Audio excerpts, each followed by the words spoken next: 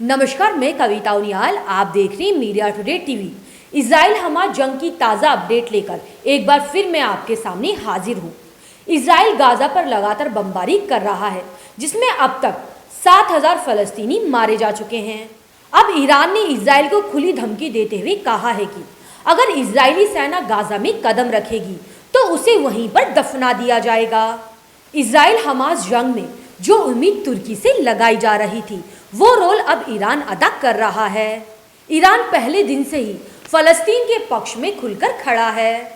अब जैसे जैसे इजराइल गाजा में हमले तेज करता जा रहा है, वैसे वैसे ईरान के तेवर भी तीखे होते जा रहे हैं। ईरान ने अब इजराइल के साथ साथ उसके हिमायती देश अमेरिका को भी धमकाना शुरू कर दिया है।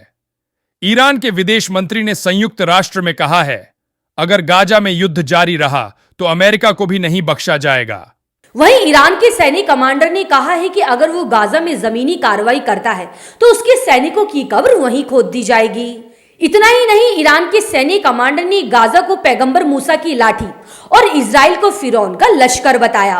पूरा मामला मैं आपको विस्तार से बताऊंगी। अगर आपको न्यूज अच्छी लगे तो न्यूज को लाइक करें। अगर आप हमारे चैनल पर नए हैं तो हमारे मीडिया टुडे टीवी चैनल को सब्सक्राइब करें और हाँ, बेल आइकन को जरूर प्रेस करें ताकि मेरी अपडेट सबसे पहले आप तक पहुंचे। इजराइल को यह धमकी ईरान के रेवोल्यूशनरी गार्ड के मुख्य कमांडर हुसैन सलामी ने दी है। सलामी ने कहा है कि जमीनी लड़ाई होने पर इजरायली सैनिकों की बुरी हार होगी। इजरायली सेना को गाजा का ड्रैगन खा जाएगा।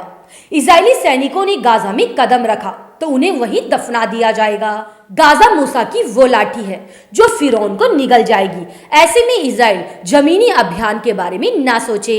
मेजर जनरल हुसैन सलामी ने कहा कि गाजा में जो हो रहा है मानवता के खिलाफ अपराध है। इस अपराध के लिए जिम्मेदार लोगों को भारी कीमत चुकानी पड़ेगी। सलामी ने संयुक्त राष्ट्र सुरक्षा परिषद से इस मामले को गंभीरता से लेने की अपील की। उन्होंने कहा है कि दुनिया को गाजा की तरफ देखना चाहिए और अपनी जिम्मेदारी निभानी चाहिए। वहीं दूसरी तरफ ईरान ने संयुक्त राष्ट्र में कहा कि अगर गाजा में युद्ध जारी रहता है तो अमेरिका को भी बख्शा नहीं जाएगा। ईरान के विदेश मंत्री ने कहा कि अगर गाजा में फलस्तीनियों के खिलाफ बमबारी बंद नहीं की गई तो इस आग से अमेरिका भी बच नहीं पाएगा। उन्होंने कहा है कि हमास ने उनसे कहा कि वो बंधक बनाए गए नागरिकों को रिहा करने के लिए तैयार है, लेकिन दुनिया को इजरायली जेलों में बंद 6,000 फलस्तीनियों की रिहाई के बारे में भी सोचना चाहिए। वहीं ईरान के राष्ट्रपति इब्राहिम रईसी ने मुस्लिम देशों को जमकर हड़काया। उन्होंने कहा कि अगर मुस्लिम देश एकजुट होते तो इजराइल फलस्तीनियों पर यह अत्याचार नहीं कर पाता।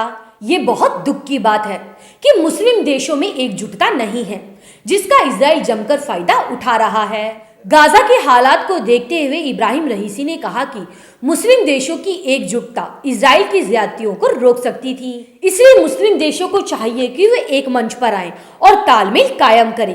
आपकी इस न्यूज पर क्या राय है, मुझे कमेंट करके जरूर बताइएगा। अब मैं आपको जल्द ही अगली अपडेट के साथ मिलूंगी। शुक्रिया।